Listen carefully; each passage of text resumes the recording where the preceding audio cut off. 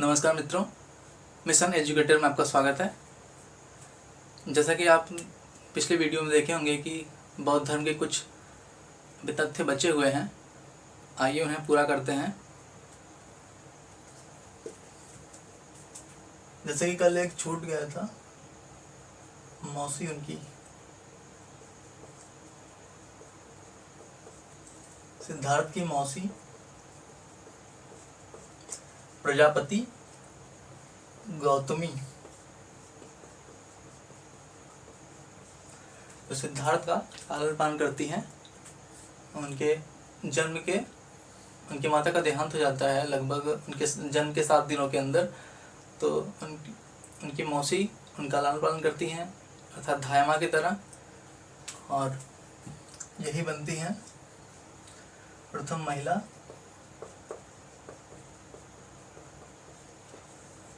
शिष्या। आइए अब कल के बाद वाला देखते हैं।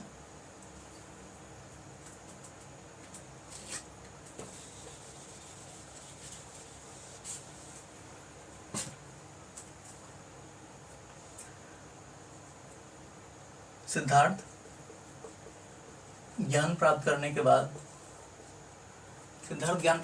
बाद निर्वाण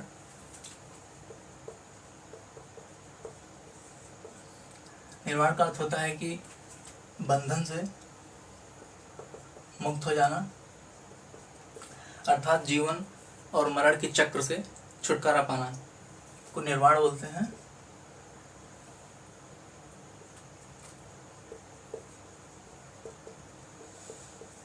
सिद्धार्थ ने अपना पहला उपदेश सारनाथ ऋषिपत्तनम में जाकर देते हैं उन्हीं 5 साधकों को।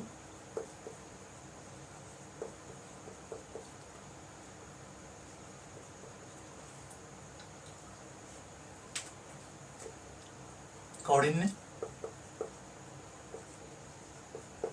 महानामा, अशागी, भाद्य और पप्पा।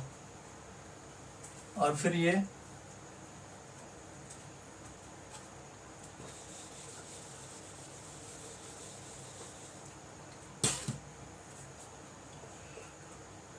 इनके प्रथम शिष्य होते हैं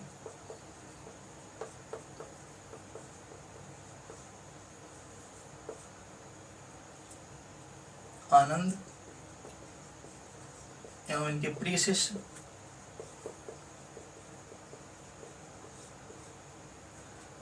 और इनके शिष्यों की और बात करें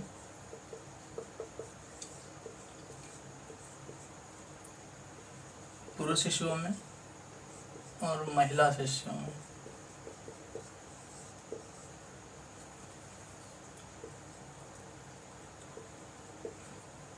आनंद, उपाली और जीवक इत्यादि। महिला की बात करते हैं, इनकी माता, इनकी सौतेली माता प्रजापति गौतमी,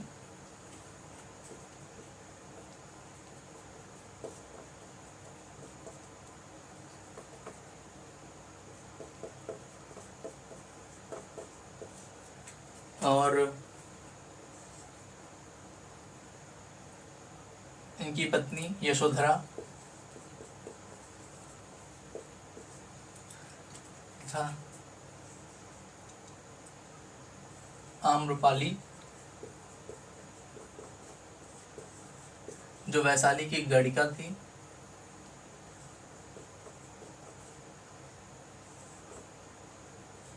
गणिका महिलाओं का प्रवेश आनंद ने अपने इनके प्रिय शिष्य आनंद के कहने पर गौतम बुद्ध ने महिलाओं को संघ में आने के लिए कहा था। लेकिन सिद्धार्थ यानी कि बुद्ध बोल रहे थे कि अगर महिलाएं आती हैं तो हमारा धर्म ज़्यादा दिनों तक नहीं चल पाएगा। इसी वजह से काफ़ी देर बाद महिलाओं का इसमें आगमन होता है संघ में।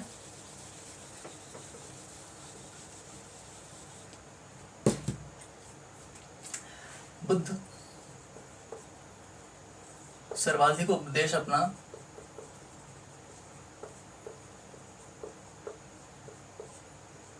श्रावस्ती में देते हैं, जो कोसल देश की, कोसल राज्य की राजधानी थी। आपने महाजनपद में पढ़ा होगा, 16 महाजनपदों में कौशल भी था, अयोध्या। तो वहीं श्रावस्ती में काफ़ी समय तक रहते हैं और वहीं सबसे ज़्यादा शिष्य इनके वहीं भी बनते हैं और वहीं उपदेश भी ज़्यादा देते हैं। तथा ये अपने अंतिम दिनों पे अपने शिष्य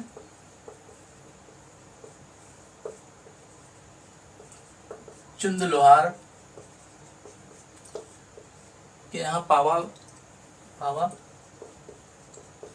पावा स्थान पे जाते हैं और यहाँ वो भोजन में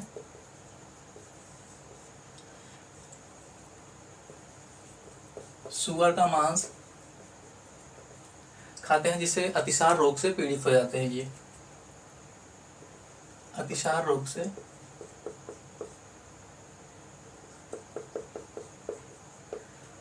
से पीड़ित होते हैं और इनकी मृत्यु होती है, जिसे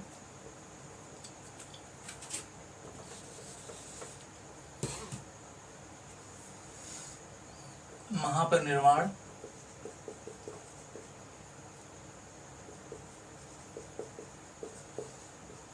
कहा जाता है। पावा से कुशीनगर आते हैं, जहाँ इनका महापरिनिर्वाण होता है और यहीं उपदेश भी देते हैं अंतिम अपना अंतिम उपदेश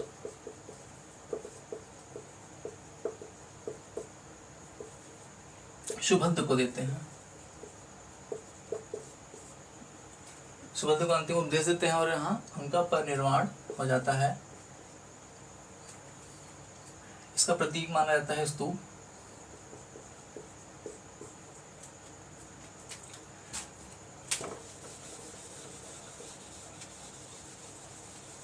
ये अनुयायियों की बात करें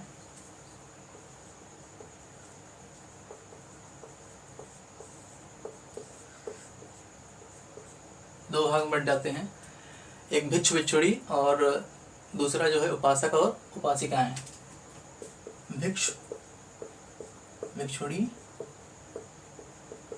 उपासक और उपासिकाएं। उपासक और उपासिकाएं उन्हें कहा जाता है जो गृहस्थ आश्रम के साथ साथ बौद्ध धर्म को अपनाते हैं।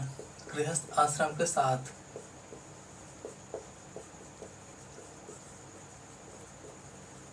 और भिक्षु भिक्षुणी तो गृहस्थ आश्रम त्याग देते हैं।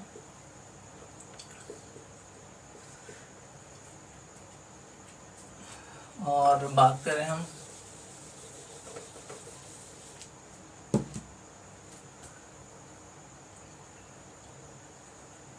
बौद्ध संगीत की,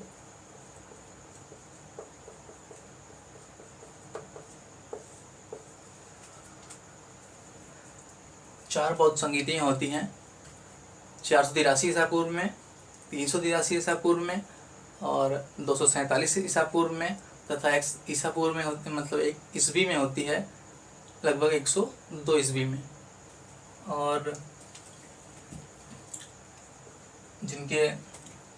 जहाँ इनके स्थान होते हैं, पहला होता है आपका राजगृह में, दूसरा होता है वैशाली में, तीसरा होता है पाटलिपुत्र में, चौथा होता है कुंडलवन में। और इनके शासक देखते हैं 483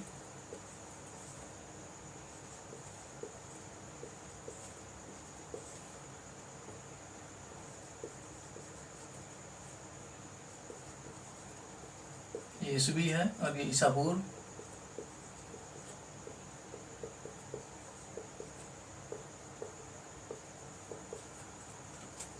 स्थान देख लेते हैं। राजगिरी, वैशाली और पाटलिपुत्र तथा कुंडलवन। कश्मीर में है ये, और ये तीनों बिहार में। और बात करें इन शासक की,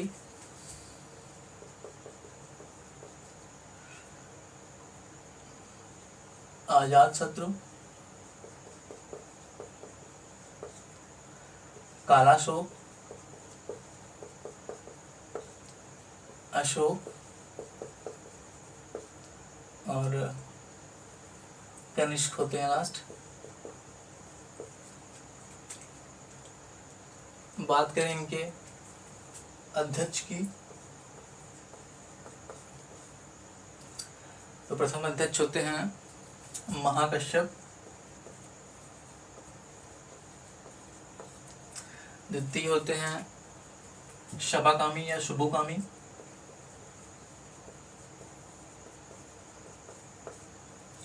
तीसरे होते हैं मोगल्लीपुत्र तिष्म,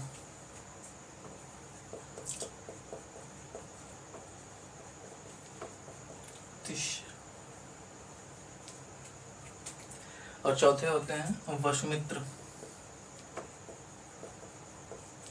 उपाध्यक्ष होते हैं अश्वघोष।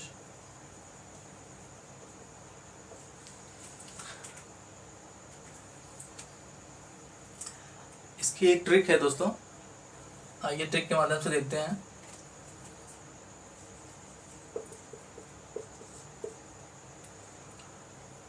स्थान की, राजा ने साली को पटाया कुंडलवन में, तो इससे राजगिरी हो जाता है वैशाली, और ये पाटलिपुत्र कुंडलवन। और बात करें हम शासक की,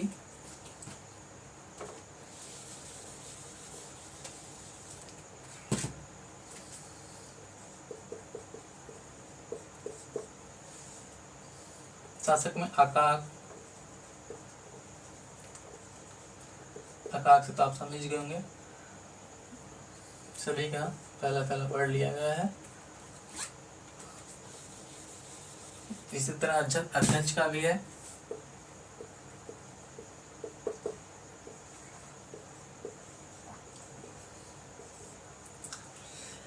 और बात करें हम इसके प्रमुख उद्देश्यों की, तो प्रथम में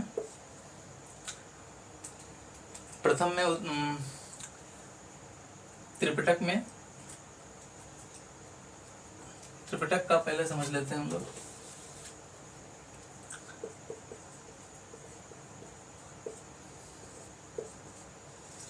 शुद्ध पिटक, विनय पिटक और अभिधम्म पिटक।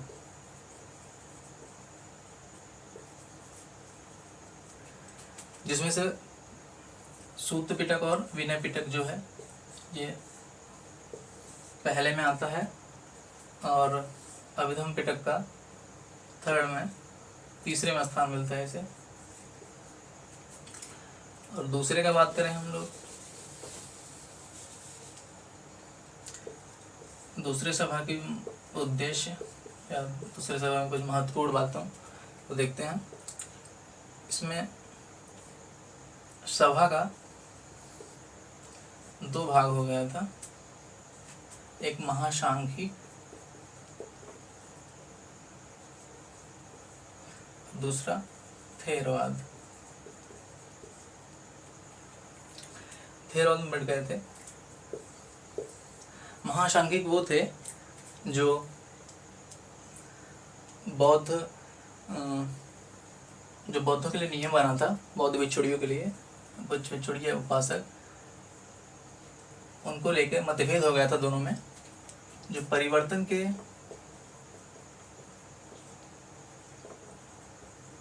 पक्ष में थे महासांघिक कहलाए, जो परिवर्तन के विपक्ष में थे वो थेरवाद कहलाए, या अस्थिवीर भी बोलते हैं। तो परिवर्तन कैसा था कि दोपहर भोजन के बाद नहीं सोना है, और ताड़ी नहीं पीनी है, और सुखपद बिस्तर पे नहीं लेटना है। यही सब, इन सब बातों से दोनों में मतभेद होता है और दोनों अलग अलग में बढ़ जाते हैं। बात करें हम चौथी सभा की महत्वपूर्ण बातें। इसमें जो है हीन और महायान, हीनयान और महायान दो संप्रदाय में बढ़ता है। वही जो महासांघिक और थेरवाद थे, इसी में आके वो लोग सम्मिलित हो जाते हैं। महायान में महासांघिक सम्मिलित होते हैं और हीनयान में थेरवाद। आइए हीनयान और महायान को देखते हैं।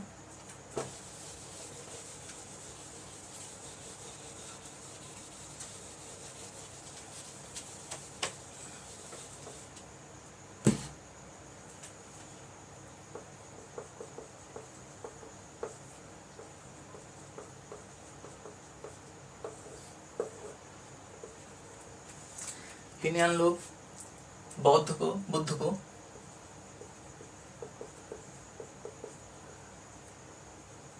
महापुरुष मानते थे, जबकि महायान इन्हें देवता मानते थे। दूसरा पॉइंट बात करें, मूर्ति पूजक नहीं थे ये, जबकि ये मूर्ति पूजक थे।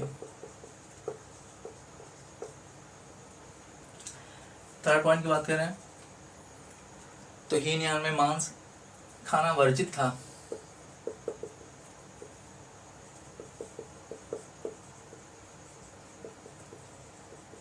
जबकि इसमें कोई प्रतिबंध नहीं था। चौथी पॉइंट की बात करें हम लोग, ये जो है दक्षिण भारत में फैला, श्रीलंका, थाईलैंड, दक्षिण की तरफ फैला ये, और ये जो है ये उत्तर की तरफ, उत्तर भारत, चीन, जापान और कोरिया। तो हीनयान और महायान को हम लोग ने इस तरह देखा। आइए अब हम लोग बौद्ध के 4 आर्य सत्य को देखते हैं।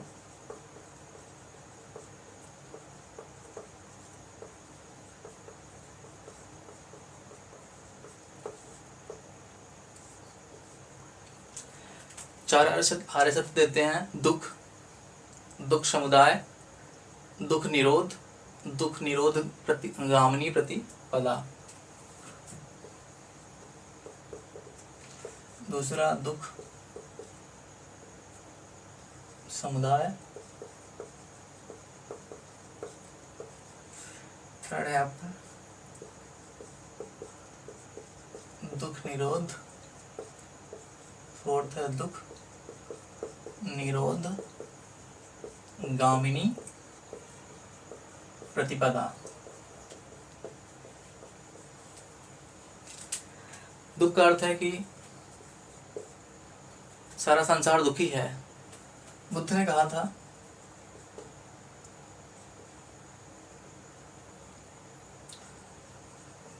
दुखम शब्बम, अर्थात सारा संसार दुख में है।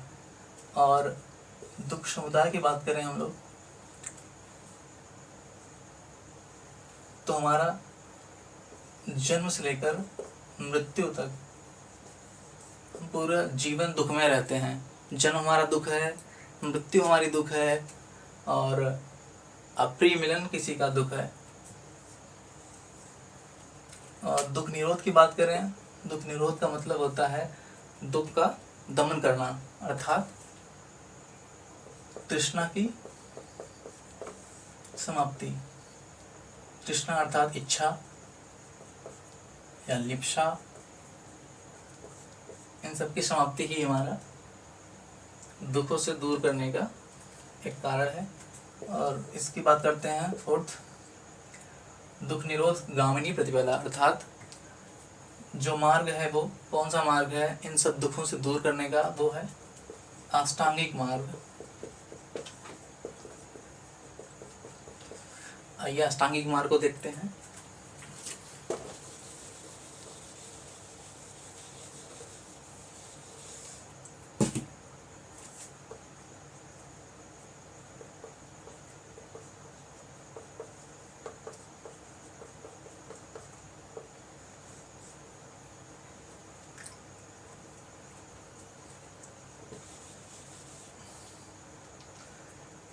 ट्रिक के माध्यम से ये भी समझते हैं हम लोग।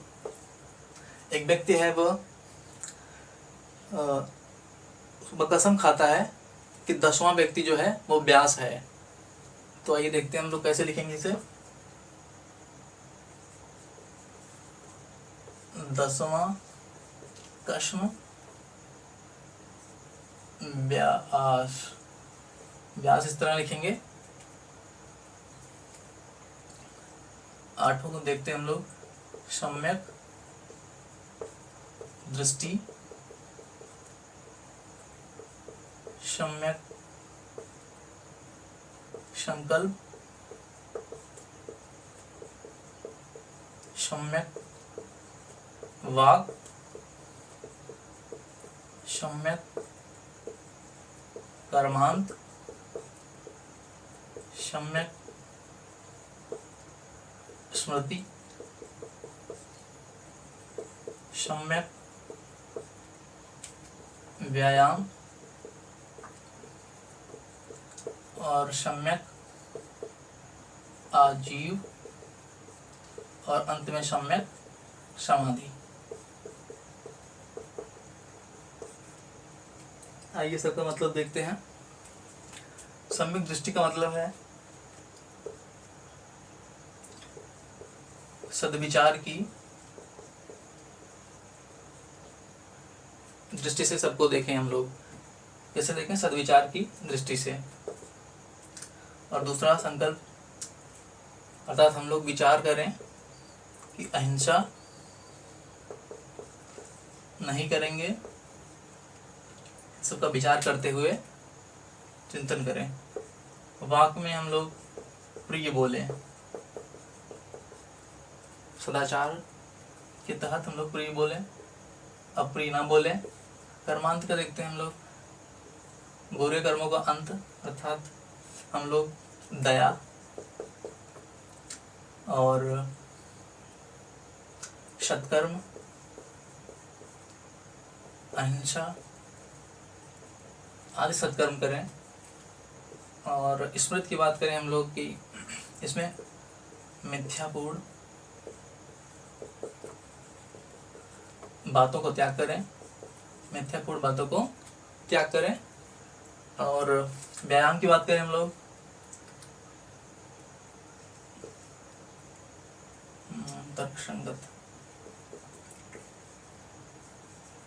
तर्कसंगत या विवेकपूर्ण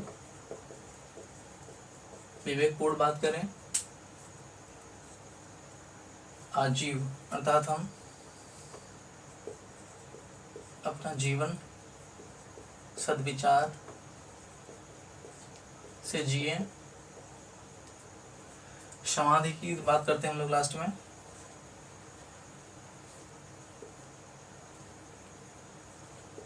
चित्त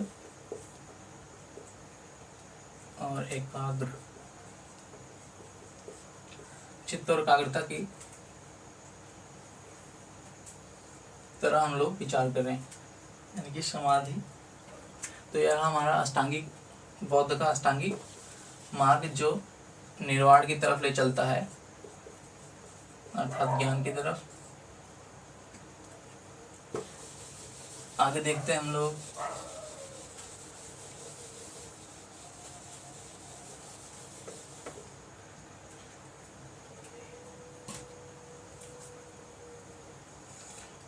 त्रिरत्न को देख लेते हैं।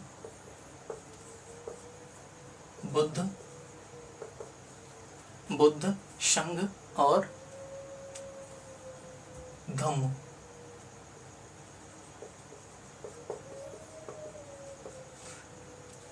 तीन रत्न बताए गए हैं और हम बौद्ध संघ में प्रवेश को देख लें तो 15 वर्ष से कम आयु के लोगों का प्रवेश निषेध था। 15 वर्ष से कम आयु को प्रवेश नहीं दिया जाता था और उन्हें अपनी माता पिता के आज्ञा के अनुसार आना पड़ता था। और वर्जित देखते हम लोग, यानी कि वर्जन, तो रीढ़ी को,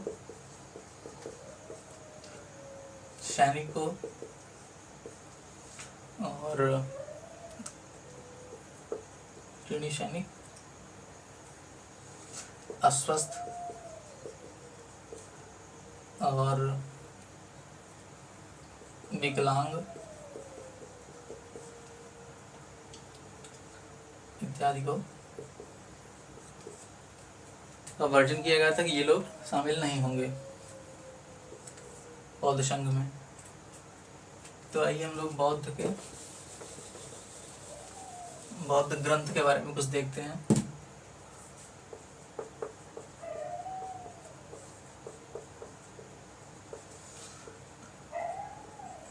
जातक कथा,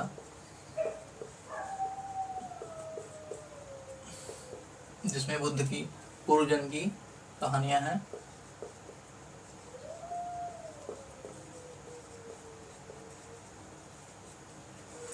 और दूसरी बात करें हम लोग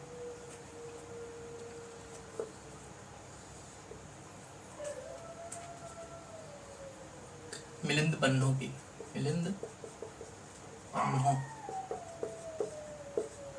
जिसमें नागसेन जो कि बौद्ध भिक्षु हैं और यूनान के राजा मिनांडर, दोनों की, मिनांडर और नागसेन, इन दोनों की वार्ता को बताया गया है। इसका इनके लेखक हैं नागसेन। और हम बात करें लाइट ऑफ एशिया,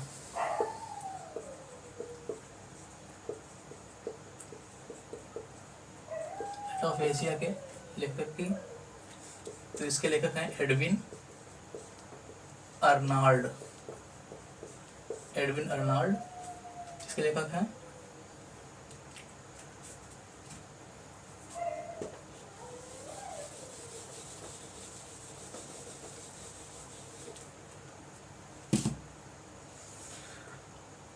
बौद्ध के पतन के बारे में देख लेते हैं।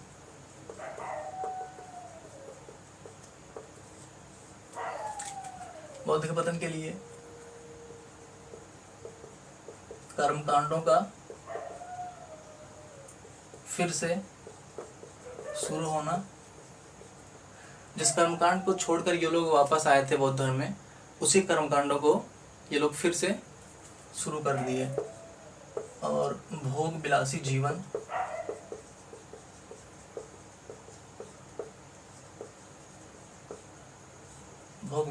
शुरू कर दिए। महिलाओं का प्रवेश और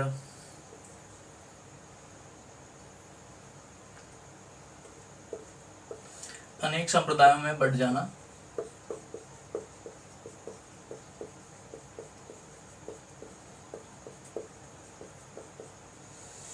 इत्यादि पतन के कारण रहे, और जिससे बौद्ध धर्म समाप्त हुआ।